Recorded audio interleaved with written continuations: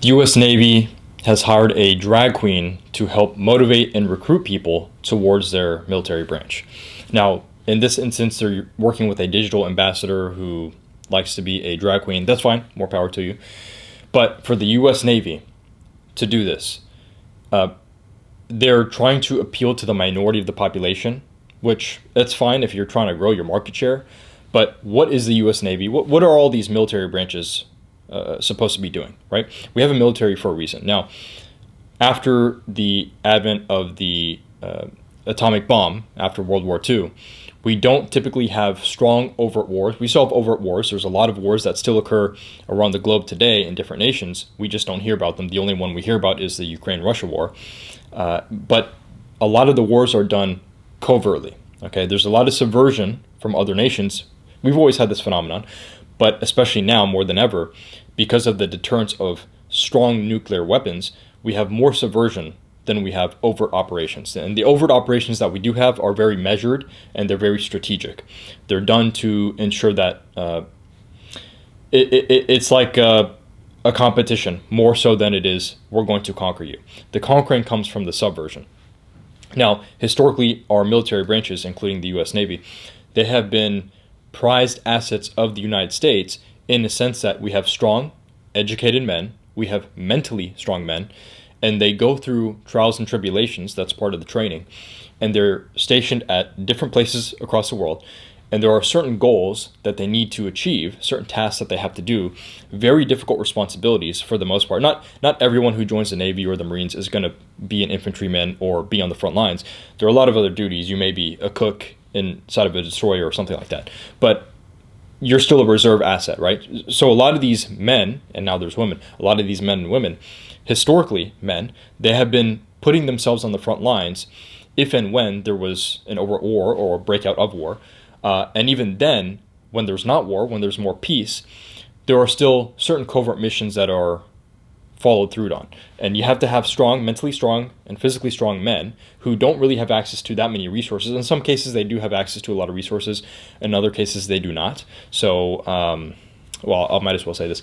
For example, if there's a covert operation, let's say it's in some Asian country, and you have 6 people who are Navy SEALs, and out of formality to make sure there's a lack of paper track, these now 6 Navy SEAL officers or soldiers, they resign from the United States military. So now there's no contract, nothing linking them from the United States military on an active basis, but they still have a covert mission to achieve, right? So there's certain kind of covert operations like that. I won't get into much more because I don't know how much I can say on platforms that don't like the truth coming out. But when we look at all of our military branches now, not just even our military branches, but other niches in society, they're becoming more and more liberal in a sense that there's more fluff. There is more of abstract ideas that are flooding in to say, hey, this is a safe space. We care about diversity. We care about inclusion. We care about equity. These are all changing of words to facilitate the change of our language and thus the change of our culture. But when you inject these words, when you inject diversity, inclusion, equity, and then you actually follow through on that, and you're putting unqualified candidates in historically and even currently assets or organizations that need to have qualified assets. Okay, so you're putting unqualified assets into organizations that need qualified assets. And this is a matter of life or death. Because we have these different military branches, these are the people who enable the people here domestically in the United States to have all of their individual rights. They ensure that we are protected from foreign entities. That is what they do. That is what the military does. That's what their job is. Obviously, you have people who come into the administration, like the presidential administration, but also other parts of the government, and they're compromised and they use the military to fulfill their interests instead of the interests that best serve America long term. Okay, that is happening. But generally speaking, we have the U.S. Navy, the Marines, the Army. We even have special operations within each of these divisions, the SEALs, the Green Berets.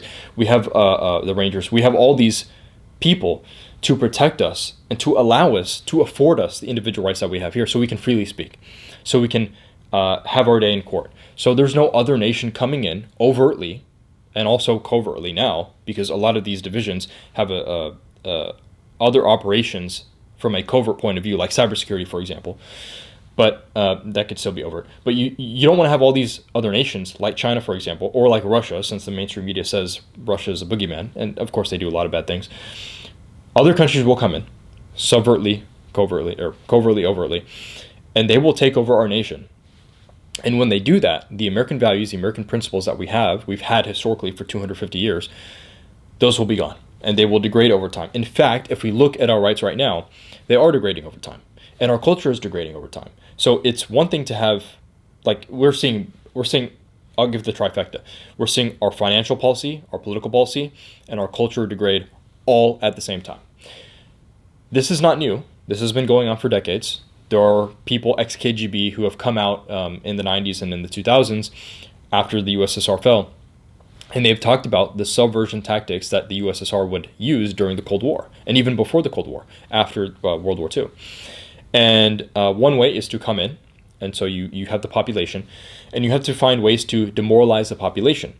Demoralize the population, spread misinformation, and then change the culture from within the domestic country that you're trying to target.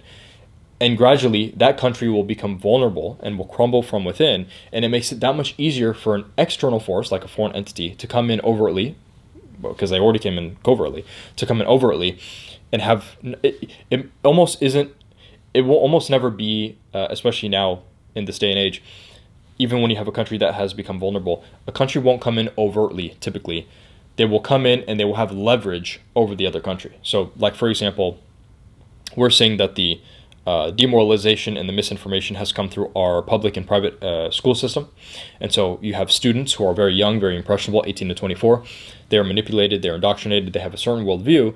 They become the leaders of the next generation, and they implant their ideology, and that's how culture, political policy, and financial, fiscal policy crumbles from within. Then you'll have, like right now we're seeing the BRICS, so Brazil, Russia, India, China, South Africa, they're coming in, they're saying, let's create our own currency. The US dollar has too much power, the US is leveraging themselves way too much against us. So we want to create a different world reserve currency to counter the US dollar. So we've seen the US dollar go from 70 to 80% being used worldwide as a world reserve currency to now 40 to 50%. Over time, it'll end up being 20 to 30% the way it's going right now. This is how the trajectory is lining up to be. So when you have these other nations come in, and the world reserve currency is now changing to the yuan, like more countries are doing transactions in the yuan, that now becomes a stronger currency. So now America loses leverage, right? And other countries gain leverage, like China. This is how it's done. It's only done because these countries can come in covertly, subvert the culture, subvert the political policy, subvert the fiscal policy, and then they can come in overtly and have leverage over the United States. Now, this is only able to be done because you have people at the tops of the hierarchies. So from different institutions like financial institutions, political institutions, let's keep it at that. And these people care about short-term interests. They care about the next 10 years, while people in China and Russia care about the next 100 years. Very big difference. This is a whole different time scale. So you can have people in China and Russia who, yes, they care about their short-term interest as individuals, but they also care about the legacy of their nation. Here in America, these people at the top, for the most part, they don't care about the legacy of the nation. They're part of the establishment. They're part of the status quo. We say these terms all the time. What does that mean? It means they all have the same agenda to enrich themselves and to align themselves with mutual interests, and the collateral is the American people.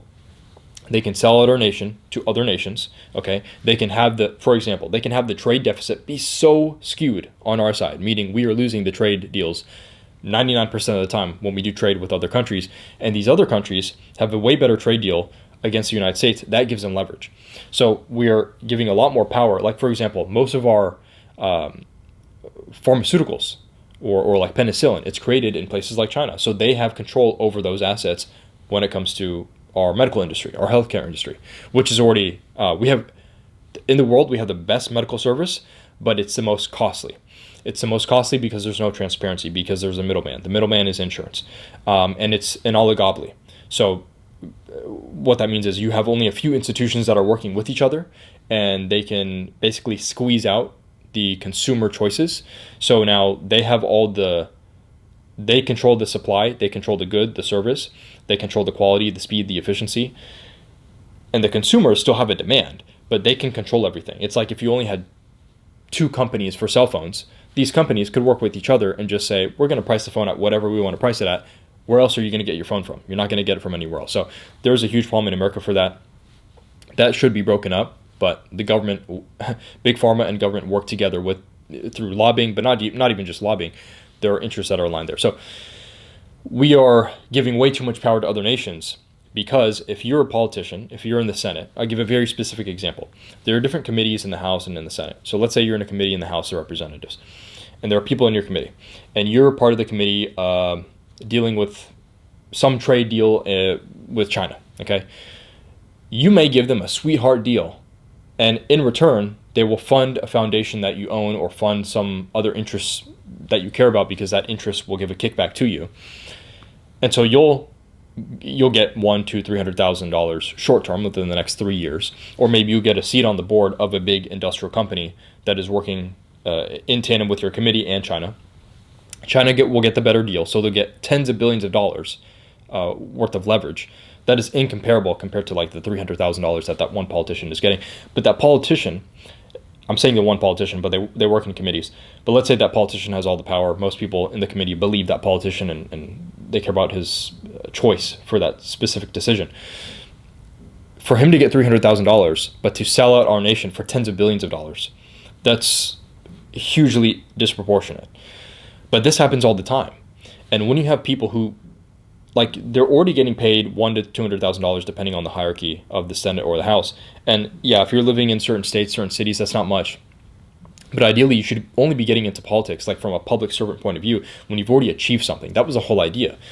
You build a business or several businesses, like Benjamin Franklin. You do something positive in the community, and then when you're older, and I know there were a lot of, especially our founding fathers, a lot of them were young, 20, 30, but typically you build something or you bring some asset to the table as a public servant. It's not there for you to enrich yourself, but even if you're there and you don't do anything else, you would still be middle class, right? So it's not like you're living a terrible lifestyle, but the problem is greed. People want more and more and more, and when you're in a position where there's zero accountability, I mean, the accountability is we the people. But when you have the media apparatus that is pushing the status quo, that is pushing the establishment narrative, that's kind of like that's the facade that you have accessible to you to manipulate the public, where most of the public is not going to care about what you do, and they're not even going to know the specifics about what you do. Let's look at all these bills that are passed in the House where they have very limited timing to read the bill. Like, it's impossible to read the bill. They'll put out the bill, they'll say they need to read it within 2 days, and they're going to run a vote on it. The bill is like 2,000 pages long. All of these people in the House or the Senate, they're not going to read 2,000 pages within 2 days. That's not possible. So clearly there needs to be a massive overhaul. That won't happen unless we the people actually hold these people accountable. And it's even beyond the elected officials. Like, there are back deals being done by the administrative state who are, people that work in government, but they've been there for 20, 30, 40 years, and they already have their contingency plans and successors lined up. And they all have the relatively similar ideologies. Now, it's not like everyone who's part of these different systems and compartments all think the same way. It's more so like, yes, there are outcasts, there are individuals who care about America, but it's easier, it's more of a shortcut to sell out America and to benefit financially, especially financially. If you're just a cog in the machine, it's easier to benefit financially and sell out a part of America than it is to not make any money and to do the right thing. It's as simple as that. And so that's something we need to be aware about. That's something that we need to push on accountability, because over time, all of these institutions, whether it's the U.S. Navy or some other institution, some other entity, some other organization, some other corporation, when they adjust, and they're adjusting for something that has no meaning, like, fine, you can have diversity, inclusion, equity, all that. But when it comes to actual assets that are there to defend our life, liberty, and property against other nations, that's not the place for it.